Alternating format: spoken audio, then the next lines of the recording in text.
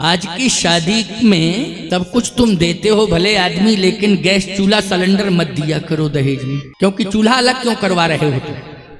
अरे ज्यादा से ज्यादा 10-15 हजार की कीमत वाला होता है सिलेंडर गैस। सब सिस्टम क्यों भाई? हमें तो पता नहीं, क्योंकि हमने तो खरीदे नहीं है ये सब। आश्रम में रहते हैं, वो सब व्यवस्था भोजन की है, व्यवस्थापक लोग देखते हैं, लेकिन लगभग 10-15 हजार का आइटम रहता हो। क्यों इतना ही है राजश्री? बस 6,000 लो। अरे धिक्कार है, विवाह में मना कर दो करोड़ों का दहेज लेना, लेकिन कह देना गैस चूल्हा सिलेंडर मत भेजना हमारे यहाँ, क्योंकि गलत संदेश जाएगा कि बहू आई और साथ में चूल्हा लेके आई। इसका मतलब है ये चूल्हा अलग कराना चाहती है। क्यों अपनी बिटिया को कलंकित कर रहे हो? चूल्हा उला मत दिया करो।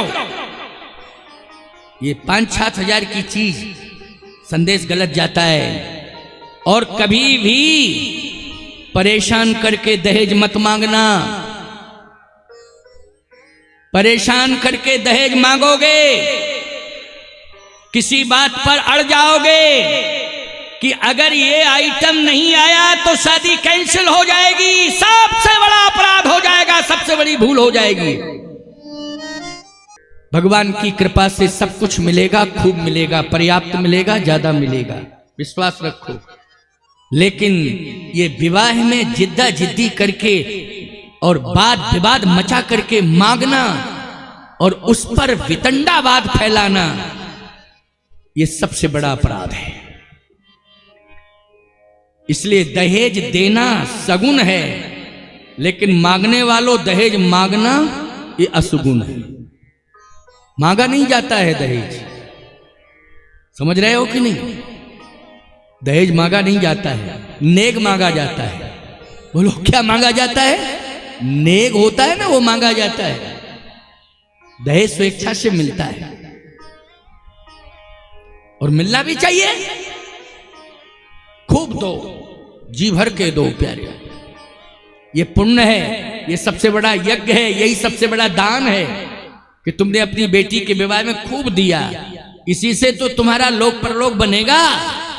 लेकिन मांगना और एक दूसरे में विवाद करना और देने लेने के बाद भी फिर अदालत में पहुंच जाना और ही ज्यादा नरक है फिर तो। क्यों? और सबसे बड़ा नरक हो गया फिर। देने लेने के बाद भी कहां पहुंच गए? अदालत में पहुंच गए।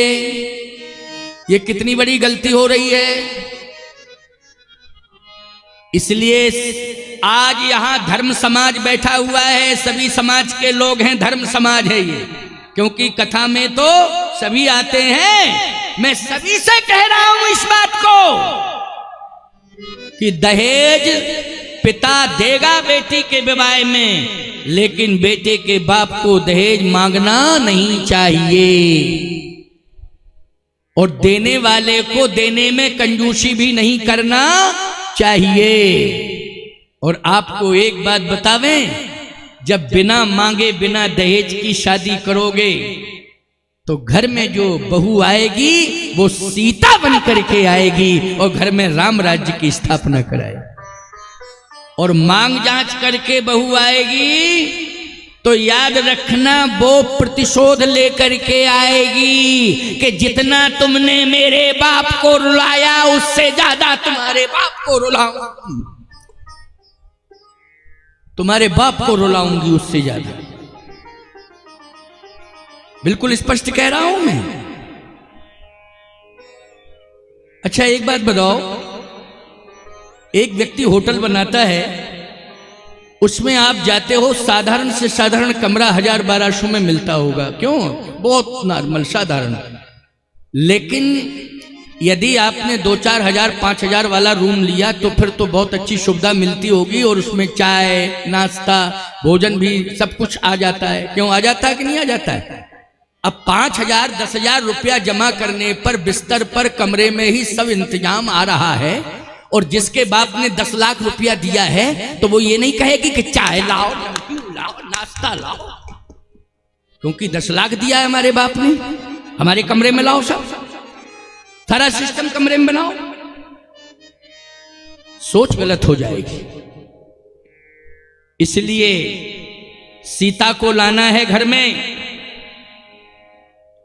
राम लक्ष्मण भरत शत्रुघ्न कैसा प्रेम लाना है घर में, और अयोध्या जैसा राम राज्य लाना है घर में, अयोध्या जैसा। ये आया क्यों राम राज्य? ये भाइयों के प्रेम से आया है, भाइयों की उदारता से आया है।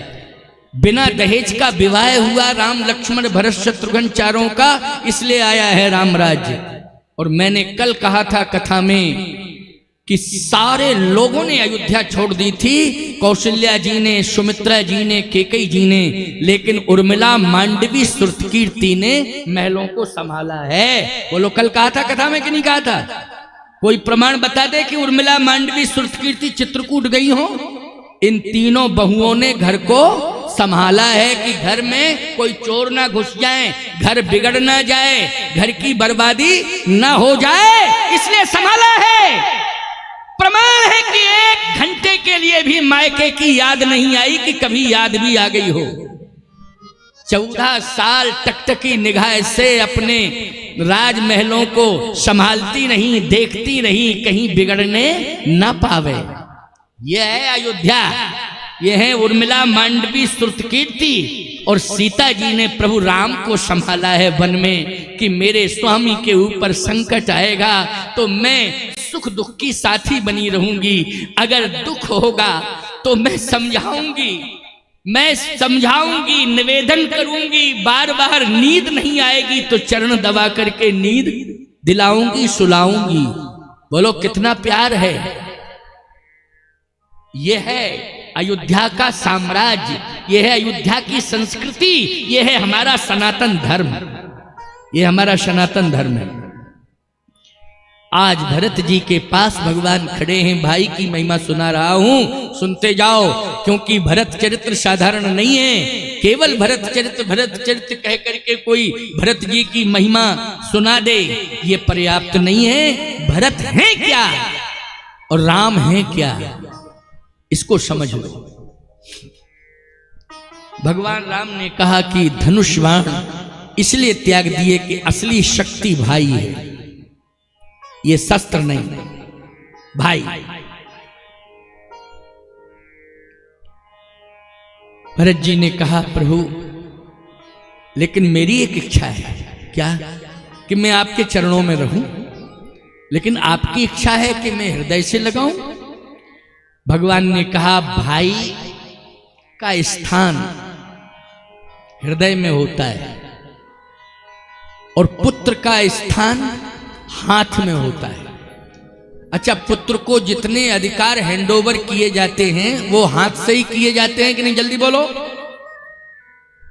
पुत्र को जितने भी अधिकार दिए जाते हैं किससे दिए जाते हैं?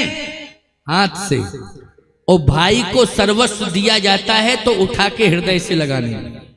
बोलो कहां से दिया जाता है? हृदय से। यही तो डिफरेंस है, यही तो अंतर है, हृदय। इसलिए तुम मेरे भाई हो, इसलिए आज मैं चरणों में नहीं हृदय में लगाऊंगा। हृदय में लगा के ही आज मैं चैन लूंगा। गोस्वामी जी कहते हैं बरबस लिए उठाए, बरबस मानी जबरदस्ती, बरबस लिए उठाए और लाए कृपा निधान,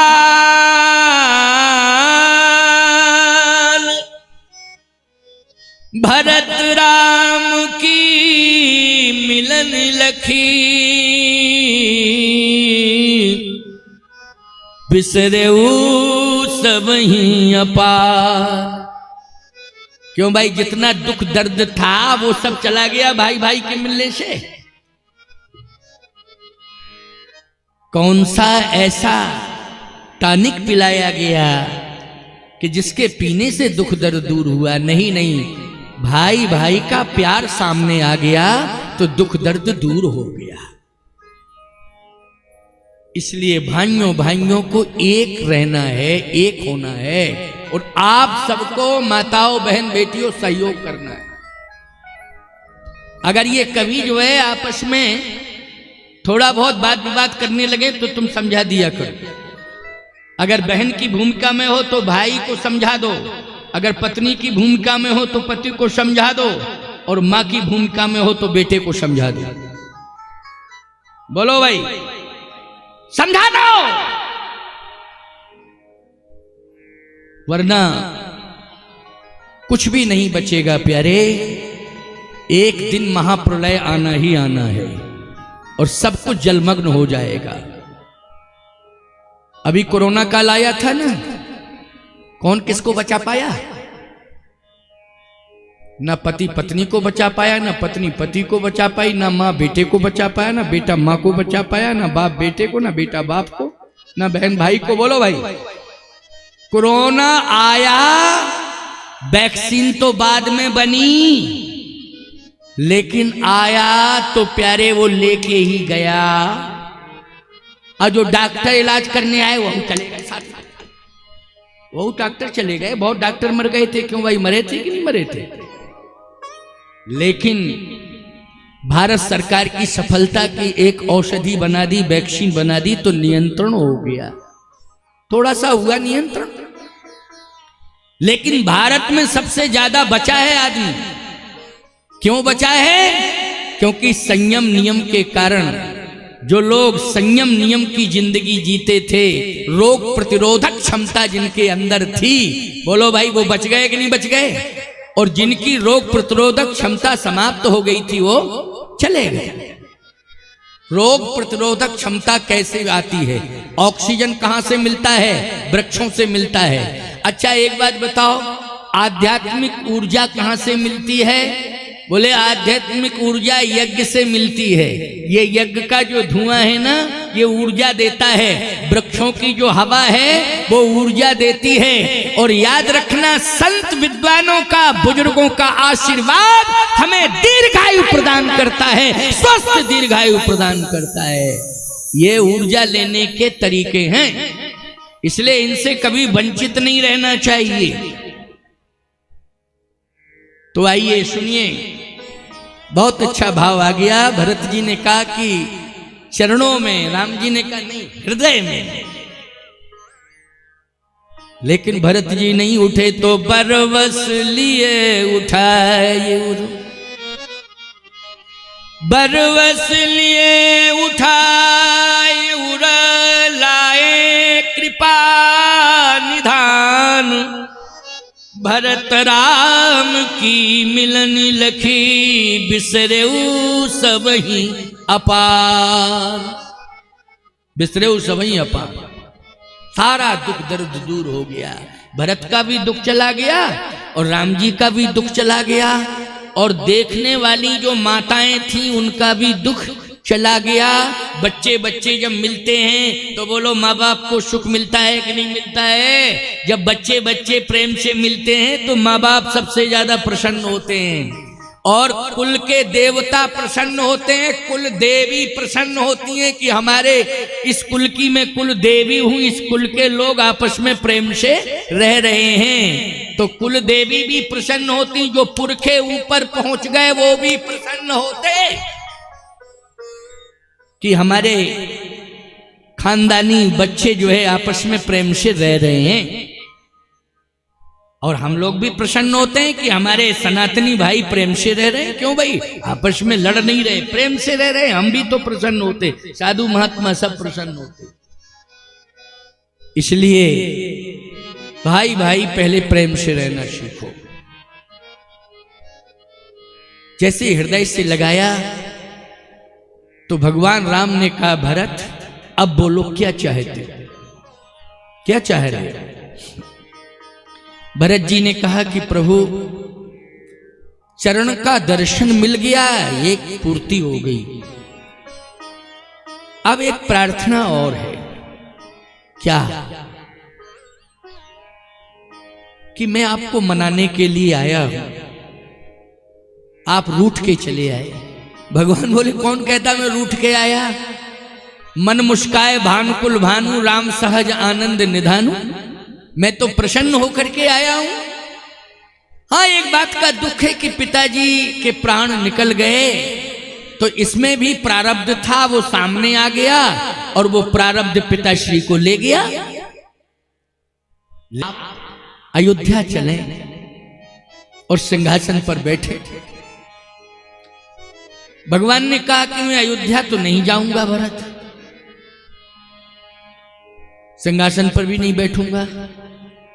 भरत जी बोले तो जितनी भी सामग्री थी अभिषेक वाली वो हम चित्रकूट ले आए और गुरुजी को भी साथ में ले आए, तो गुरुदेव अभिषेक करा देंगे, वो गुरुदेव आपका तिलक कर देंगे, चित्रकूट में ही तिलक हो जाए, आप यही राजा बन जाए।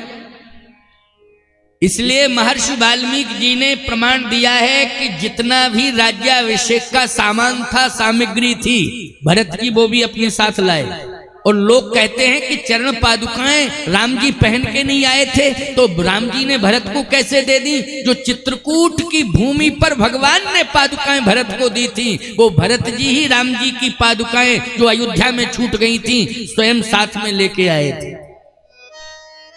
भरत जी लेके आए थे पादुकाएं, राम जी छोड़ के आए और भरत जी लेकर के आए, मुकुट लेकर के आए, अभिषेक की औषधियां जितनी थी वो सब लेकर के आए। भरत जी का नहीं लौट रहे आप, कोई बात नहीं, यहीं पर अभिषेक हो जाए। भगवान ने कहा ये जितना भी तुम लाए हो सामान, मुकुट छोड़ करके सब कुएं में फेंक दो। ये सामने कुआं दिखाई दे रहा है, कूप, इसमें डाल दो, मेरी आज्ञा है। भरत जी ने कहा अब कोई तर्क नहीं है, आपने कहा हम डाले देते। सो भरत जी ने पूरी सामग्री को कूप में डाल दिया। भगवान ने कहा आज से इसका नाम भरत कूप हो गया है, भरत कूप कही है सब लोग, भरत कूप नाम से जाना जाएगा। तो चित्रकूट में एक कूप है, उसका क्या नाम है? क्या नाम है? भरत कूप। वही है भरत कूप कि भगवान ने कहा इसमें डाल दो, कुएं में सब डाल दो जो भी ले आए, केवल मुकुट छोड़ के। आपको सही बतावें, खजाना भी आया था, वो भी कुएं में चल कर गया। अपरिमित खजाना भरा है। एक बार चोर घुस गए, हम कथा कह रहे थे तो सुना कि उसमें खजाना भी पड़ा है। चित्रकूट क्षेत्र की बात है, बांदा जिला की। तो चोरों ने कहा चलो भैया उसी कूप में गिर जाएं अपन लोग, निकाल लें। हाँ, क्योंकि बहुत खजाना पड़ा है, महाराज जी कह रहे हैं, शास्त्र का प्रमाण है, और कुएं में कूदने में क्या दिक्कत है। वो कुएं में गए भरत कूप के पास, और जैसे अच्छा इतना गहरा है उनको ये पता नहीं था, उनको ये मालूम था कुआं है, थोड़ा गहरा तो होगा ही, लेकिन हम लोग तो तैराक हैं, लेकिन उसका तो डायरेक्ट संबंध पाताल से है। जैसे ही गए फिर लौट के नहीं आए, चले गए लौट ही के नहीं आए। प्यारे सोचो जरा, विचार करो, हैं? उसकी वस्तु लेने का अधिकार किसी सामान्य पुरुष को नहीं है। ये अयोध्या का खजाना है, ये खजाना वही प्राप्त कर पाएगा जो राम बन जाएगा। जो राम जैसा बन जाएगा उसी को वो खजाना मिलेगा, चोर चबक्कर लुटेरों को नहीं मिलेगा। बोलो भाई किसको मिलेगा, जल्दी बोलो। राम को मिलेगा। अयोध्या का खजाना किसे मिला था? राम को मिला था। जो राम जैसा बन जाएगा उसी को वो खजाना मिल जाएगा। प्यारे, इसलिए राम बन जाओ, राम जैसे बन जाओ, राम का चरित्र अपना लो, राम जैसे चरित्रवान हो जाओ, तो निश्चित रूप से तुम्हारे घर में वो खजाना आ जाएगा कि इंद्र और कुबेर भी फेल हो जाएगा। तुम्हारे खजाने के सामने राम बनना पड़ेगा तुम्हें। तो भरत कूप में वो खजाना भी डाल दिया, औषधियां डाल दी, केवल मुकुट छोड़ा। क्या छोड़ा? मुकुट, क्योंकि राज्य की मर्यादा है। एक बात आपको बतावें, मुकुट तो परंपरागत होता है, लेकिन धन दौलत आता जाता रहता है, खजाना खर्च भी हो जाता है, फिर आ जाता है, फिर खर्च होता, फिर आ जाता है, लेकिन मुकुट तो मर्यादा है। इसलिए मुकुट छोड़ के बाकी सब डाल दो। देखो भाइयों में धन का लालच नहीं है। बोलो ईमानदारी से, एक भाई संपत्ति लेकर के आया है देने के लिए, दूसरा भाई कहता है कुएं में फेंक दो। हम तुम में प्रेम रहना चाहिए। आज संपत्ति के पीछे ही लड़ रहे हो कि नहीं लड़ रहे हो? किसके पीछे लड़ रहे हो? संपत्ति के पीछे। संपत्ति संपत्ति संपत्ति, दिमाग भी खराब कर लिया, स्वास्थ्य भी खराब कर लिया और सम्मान भी बिगाड़ लिया। और क्या बतावें आपको कि जो आयु मिली थी भगवान के द्वारा उसमें भी सेंध लग गई और ऐसे बीमार तुम हुए कि आयु के अनुसार जिंदा तो हो लेकिन कोमा में चले गए। चिंता में ब्रेन हेमरेज होगा, कोमा में चले जाओगे। जिंदा भी रहोगे तो क्या फायदा है बोलो जिंदा रहने से? पड़े खबरदार, स्वस्थ जीवन जियो, निरोगी काया तुम्हारी हो, प्रेम से जीवन जियो। संपत्ति संपत्ति आती जाती रहती है, ज्यादा महत्व मत दो, आएगी चली जाएगी, सारे काम तुम्हारे बन जाएंगे। संपत्ति पर ही डिपेंड मत रहो कि संपत्ति होगी तो काम बन जाएंगे। नहीं नहीं, तुम्हारे पास इज्जत होगी तो काम बनेंगे, चरित्र होगा तो काम बनेंगे। और यदि राम का चरित्र तुम्हारे रोम रोम में होगा तो तुम्हारे रोम रोम में आरोग्यता रहेगी, स्वस्थ दीर्घायु रहोगे और अंतिम श्वास तक सम्मान प्राप्त करते रहोगे। भरत जी ने कुएं में फेंक दिया, खजाना फजाना जो भी था सब फेंक दिया। कहा प्रभु आपने आज्ञा दी, पालन हो गया। अब मेरी आज्ञा है कि तुम जाओ अयोध्या वापस। भरत जी ने कहा अयोध्या वापस? हाँ मेरी आज्ञा है।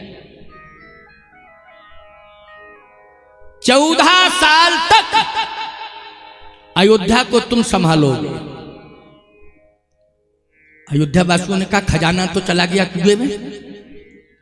अच्छा एक बात बताओ, कोई भी सत्ता परिवर्तन में यदि कोई भी जिम्मेदार राजनेता अगर पूरा खजाना फजाना सब चौपट करके सत्ता को छोड़े तो अगले शासक को दिक्कत आती है कि नहीं आती? कैसे चलावे?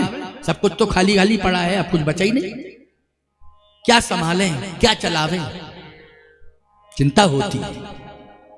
अयोध्या वासी बोले अब कुएं में फेंकवा दिया खजाना पूरा, अब कहते हैं जाओ सत्ता संभालो, अयोध्या का राज संभालो। भरत जी ने कहा यदि आपकी आज्ञा है तो मैं जा रहा हूं। ये नहीं कहा कि अब मेरे पास क्या बचा है, सत्ता चलाने के लिए जो इंतजाम था वो कुएं में पड़ गया है, अब मेरे पास बचा, कोई तर्क वितर्क नहीं। आपकी आज्ञा है तो मैं चला जाऊंगा, लेकिन याद रखना यह है राम का चरित्र और यह है राम का प्रभाव, यह है राम की दृष्टि। जहां प्रभु की दृष्टि पड़ जाती है वहीं दौलत खड़ी हो जाती है। बोलो भाई, राम की दृष्टि जिस पर पड़ जाए, जहां पड़ जाए वहां क्या खड़ी हो जाती है? दौलत खड़ी हो जाती है। यह राम की दृष्टि का प्रभाव है। भरत के ऊपर दृष्टिपात किया, सीता राम मिल गए भरत को पादुका के रूप में। बोलो ये उपलब्धि है कि नहीं? आपको सीता राम जी मिल जाएं ये सबसे बड़ी बात है। और सब कुछ मिलता रहता है लेकिन सीता ही राम नहीं मिलते हैं। और भरत जी को क्या मिले हैं?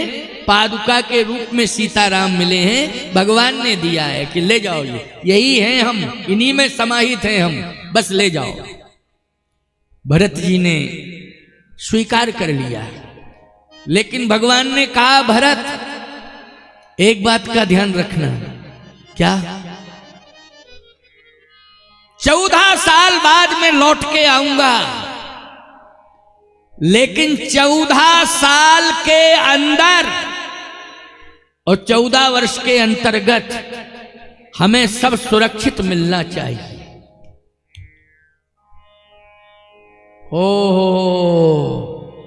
सुरक्षित मिलना चाहिए मतलब किसी की मौत नहीं होना चाहिए। अब बताओ भाई, मौत किसके हाथ में है? ये कोई चैलेंज कर सकता है कि मौत 14 साल में किसी की भी नहीं होगी? ये बड़ी बात है। और यदि 14 साल में राज्य के अंदर किसी की मौत नहीं होना चाहिए। पूरे राज्य छोटा होता है कि बड़ा होता है? एक गांव तो छोटा होता है लेकिन राज्य बड़ा होता है।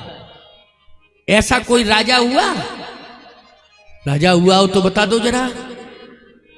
मैं आपको बताऊं, राम जी के राज्य में भी ऐसा नहीं हुआ जो भरत के राज्य में हुआ है। राम के राज्य में भी ऐसा नहीं हुआ जो भरत के राज्य में हुआ है। 14 साल भगवान राम ने कहा जब तक मैं लौट के ना आ जाऊं सब सुरक्षित मिले, मतलब किसी की मौत भी नहीं होनी चाहिए। अब चुनौती आ गई भरत के सामने। अच्छा, भगवान ने ये बात क्यों कही? ये बात कहने की जरूरत नहीं थी। इसलिए कही कि कैकेयी की कंडीशन अच्छी नहीं थी और भरत जी ने त्याग कर दिया था, तो भगवान को ये लग रहा था कि यही प्राण त्यागेगी। तो अब मैं ऐसी बात कह दूं भरत से कि भरत को कैकेयी पर भी ध्यान रखना पड़ेगा, कहीं इसके प्राण न निकल जाएं। क्यों, समझ में आ गई बात कि नहीं आ गई? इसको कहते हैं विचार। इसको क्या कहते हैं, जल्दी बोलो? विचार। घर गृहस्थी युक्ति से चलते हैं। किससे चलते हैं प्यारे? युक्ति से। और युक्ति रामायण में बताई जा रही कि नहीं बताई जा रही है? युक्ति बताई जा रही है।